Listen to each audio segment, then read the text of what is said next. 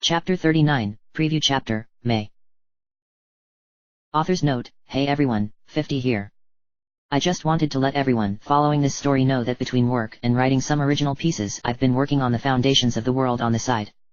I'm going in a somewhat different direction with this one, mechanically speaking, in that the narrative won't be limited to the point of view of a single character, nor will only one side of the upcoming conflict have someone telling its story.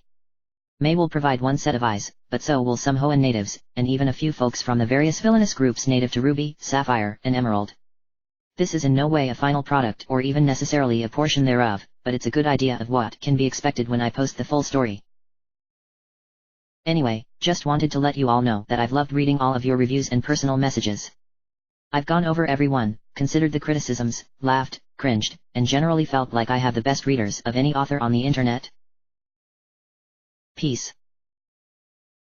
Preview Chapter, May. That poor man, May thought to herself, sitting on the bench several yards down from her observee.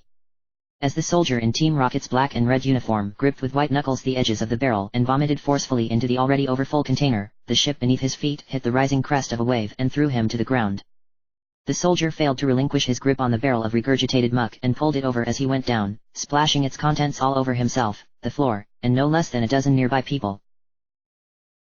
Her own white and gold regalia dotted with day-old putrescence, May gripped the handholds by her thighs tighter, her stomach churning like a bag of angry snakes. "Ensign!" she snarled at the man on the floor. "Get your sorry self back in your seat, strap in, and do not get up until the storm is over. If you must puke, you will do it in your lap." The sailor groaned a "Yes ma'am," pushing himself from his hands and knees to his feet just long enough to fall back onto the bench. The rockets on either side quickly reached over and helped the stricken sailor work the straps over his chest and pelvis, securing him to the bench. Looking to the sandy-haired youth to her left, May fought back the seasickness and nudged him with her elbow. "Odin, are the storms always this rough?" she asked, barely loud enough to be heard over the gale outside. The room sat so poorly lit May could barely make out the faces 3 seats down from her, but she easily saw the happy spark in his bright green eyes as Odin shook his head. "No ma'am," he said as the ship pitched sharply and a number of crewmen in the chamber gasped and growled in complaint. "Rougher usually." He stopped as May felt her resolved expression break and she catapulted forward, heaving but not throwing up. "Permission to rub your back, ma'am?" Odin asked. After heaving again, May looked up at him. "Granted," she moaned. Reaching over and pressing the butt of his hand firmly up and down his commander's back, Odin cleared his throat. "Respectfully ma'am," he said. "There's no need to worry. Sea Spear is a good ship, as solid as any vessel thrice her weight. She'll bring us through just fine." "How do you know?" May asked. "Mom was a Cinnabarian," Odin answered. "Dad hailed from the Orange Island Navy. Sea water's in my blood ma'am." A loud drone and a crash-filled chamber as the ship started to roll so hard that the men on the port side of the room found themselves looking almost straight down at the men on the starboard wall. As the Sea Spear righted herself with a splash, a wave of water came rushing down stairs to the top deck and soaked everyone present. May heaved a third time as Odin shook out his hair and looked around. "Okay," he smiled at her. "That was a big one." He looked over when his commander didn't respond. "Look on the bright side ma'am," he said. "You went toe-to-toe with a storm this big in a boat as small as this without puking your red and orange guts out. That's pretty impressive." May groaned again as her stomach churned and her face drained of color. "How much longer can this damn storm possibly last?" 14 hours later, the crashing waves and lashing rain began to abate. The men in the Sea Spear's hold gradually filtered out of the secure room and returned to their duties about the vessel or left for their racks, leaving May and Odin alone in their seats. The savant in white and gold leaned forward with her head in her hands and the stink of the chamber's spilled barrel of aging vomit filing her nose. Taking a breath to steady herself, May looked up. "We've been at sea 2 weeks, she said, eyes sunken. "I've been in the wilds of Johto for months at a time and it never beat me to death like this." "We survived," Odin said, getting up and stretching. "And unless the storm threw us completely off course we should reach Isla Comienzo within the next 12 hours. Restocking there shouldn't take more than a day or 2, and from there—" he motioned forward with an open hand, "we hop islands straight to Hoenn shouldn't take more than 3 or 4 months." "So long?" May asked. Odin shrugged. He stomped the deck beneath his foot, "could make the trip in this ship in several weeks if we never had to resupply and the wind never slowed us down. But we do have to resupply, navigate to hop the islands from here to Hoenn to do so, and the wind will be against us most of the way. We're not a single ship either. Just because my sea spear cruises at 29 knots doesn't mean the heavier ships can. Getting to her feet, May rolled her shoulders back. This is the fastest ship in the fleet by a wide margin, she said. Maybe I should just take it and go ahead.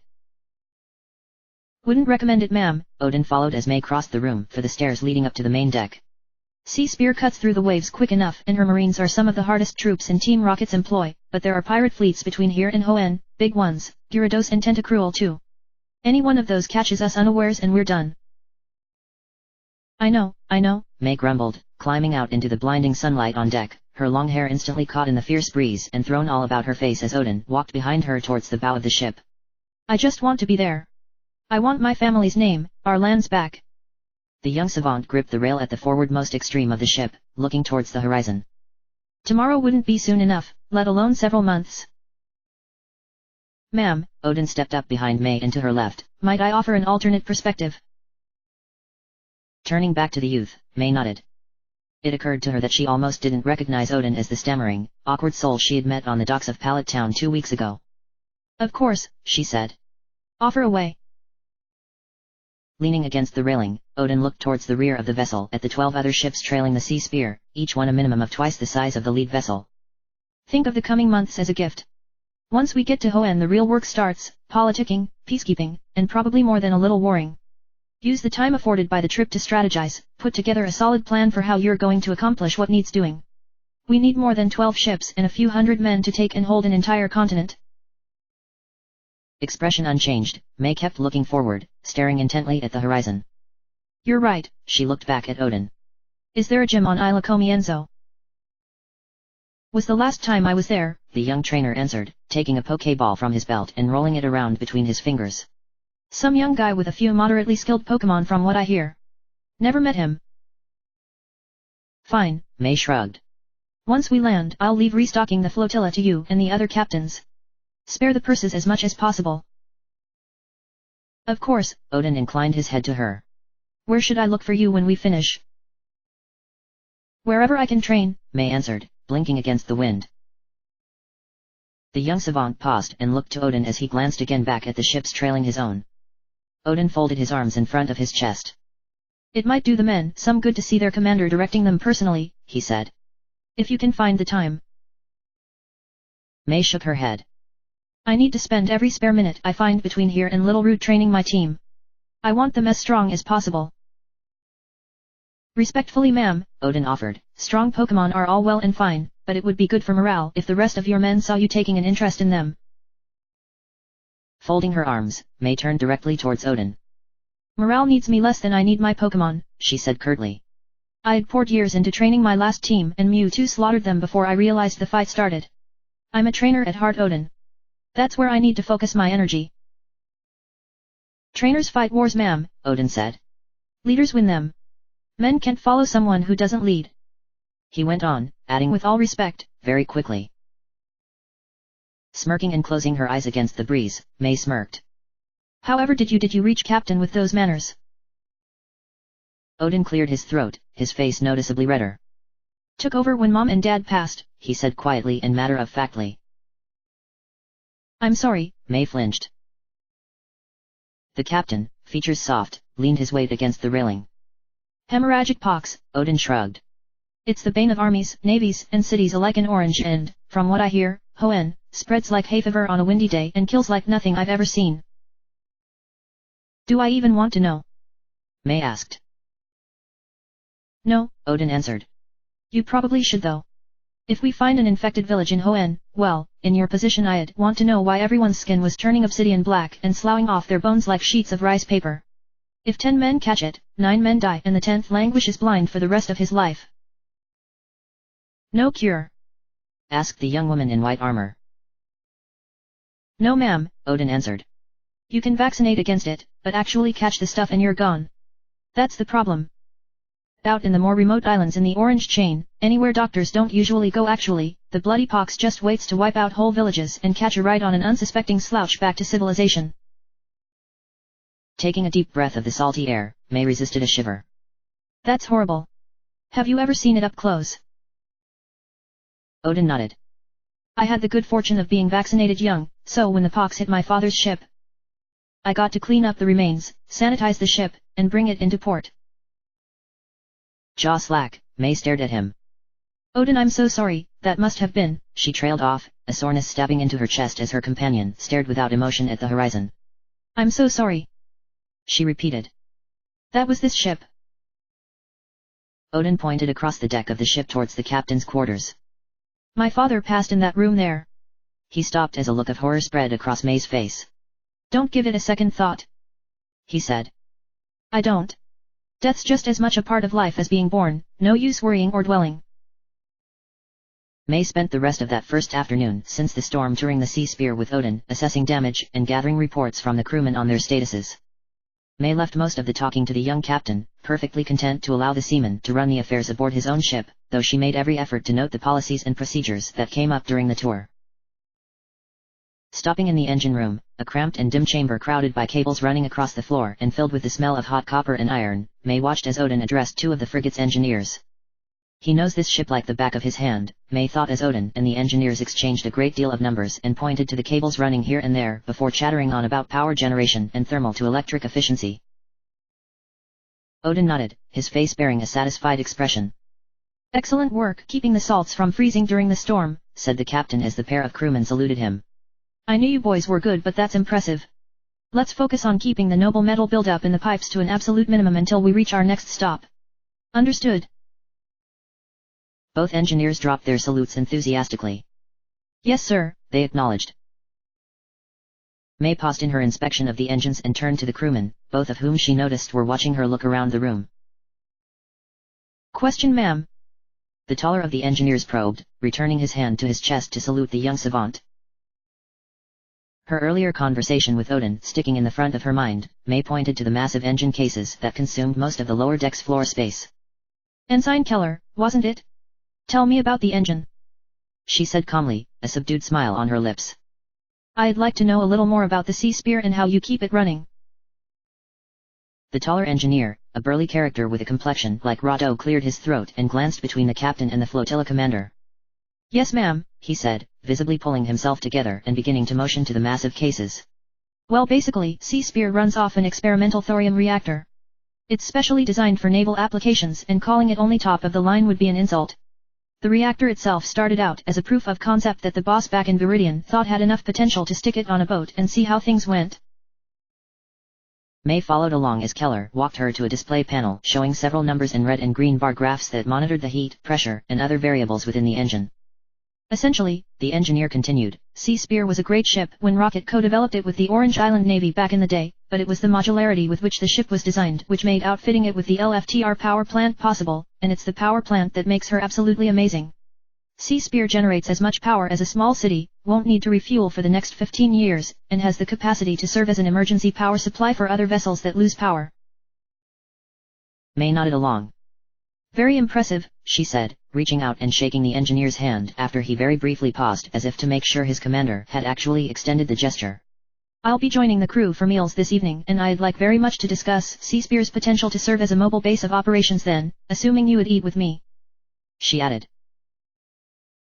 Keller nodded, a smile creeping across his features. Yes ma'am, he said. I'll save you a spot. Looking forward to it ma'am. Both engineers saluted. May, as she and Odin turned to leave, heard them chattering amongst themselves with pleasant surprise that the flotilla's commander would bother to stop by and personally talk to them. The young savant looked to her companion as they ascended the ladder that carried them up to one of the upper decks. How was that? She called up to him as Odin led on. The sandy-haired youth nodded and gave her a quick thumbs up as they reached the top of the ladder, finding themselves in a steel hall full of tightly clusters of doors. A little awkward, he smiled at her, but not bad. Keep it up and you'll win some friends yet. May grinned and started to respond, but stopped short and froze as the sound of a horn blaring high overhead stopped her in her tracks. One long blast, she muttered. One short. A distressed ship in the vicinity. Odin turned and May walked quickly beside him towards the light at the end of the hall. Odin, she said, wincing as she stepped back into the sunlight, assemble the trainers and be ready for anything. Again the horn sounded overhead, blown by a trainer soaring in circles over the Sea Spear atop a Pidgeot. Some dozen people hustled about the deck of the ship as May split off from the captain, bound for the bow of the ship as Odin walked for the bridge. The young savant waited, her single Pokeball in her hand as the rocket trainer on the Pidgeot aimed his mount for the ship and descended towards her. Talons clattering, the massive bird landed on the sea spear and its trainer, a young man in black and red, hopped down, still brandishing a bronze horn in one hand. May walked forward as the trainer saluted. Any particular reason you're using a horn like that over the perfectly good radio we issued you? May looked the trainer over, straightening up as he fastened the archaic instrument to his belt. No ma'am, he said abruptly, tapping the little earpiece clipped to the side of his head with one thumb. I radioed several times but no one responded. There's some kind of interference. May nodded. Acknowledged, she said as a number of other crewmen arrived. What did you see? The trainer, armored from his neck to his boots, walked to the ship's railing and pointed at a spot on the horizon. We've got one ship dead in the water, about 9 miles out. From bow to stern she's maybe 200 meters long and I didn't see any structural damage. May raised an eyebrow. Big-ass ship, she said. Anyone on board? The trainer shook his head. Not that I saw on a flyby ma'am, he said. Just a dead ship. Both the scout and the savant turned as Odin and another officer arrived, though the captain spoke first. Radios are down, he said, out of breath. There's some kind of interference. He looked around at the other officers and trainers around him. Nobody stopped to think that, maybe, I would have liked to know that something as important as my radios being down. The officer walking beside the captain cleared his throat, stone-faced. Sorry sir, they went down less than 15 minutes ago. Everyone present at the bow of the ship flinched and several cursed beneath their breaths as sharp chirps sounded over their radio earpieces and most of those around, including May, tore the tools from their ears and held them aside. Before anyone could speak, a loud thumping shook the ship. May turned and looked at the vessels surrounding the sea spear as their bridge lights dimmed and flickered out. All around her the shouting voices of crewmen rose and fell, declaring that they were losing power. Odin immediately began barking orders and his subordinates responded with disciplined and quick actions, hustling about readying to disseminate as much as information to the other ships as possible. Watching the bridge lights on board the sea spear, May remained fixed on the deck, unmoving and breathing only a little as the incandescent bulbs inside the ship's command center continued glowing. As several minutes passed and a number of messengers arrived on board the sea spear from the other ships in the flotilla as each captain sought to figure out the situation, May kept watching, waiting to see if the bridge lights would go out. Why aren't we losing power? She asked at length. Odin stopped in the middle of relaying an order, looking between May and the bridge. I don't know, he said, voice shot through with worry. I've never seen anything like this before. Everyone's telling me the other ships, all of them, have completely lost power. We're dead in the water right now. May shook her head. We're not, she said. Odin. She went on. What do you want to bet that the radios going dead and the flotilla going cold are related to that other ship out there? The young captain paused and looked between the horizon and the lazily descending sun. What makes you say that? He asked. May looked to the speck jutting up out of the ocean some miles ahead and stared at it for a long moment, her mind turning over. Something's out there, she muttered, glancing to the scout trainer. Did you see the colors the ship flew? She asked. Clasping his hands behind his back, the scout shook his head. No ma'am, he answered. No colors, no crew, no nothing. The ship looks like a Cinnabarian make though. Odin and May exchanged glances. The young savant nodded towards the dead ship. Let's go have a look.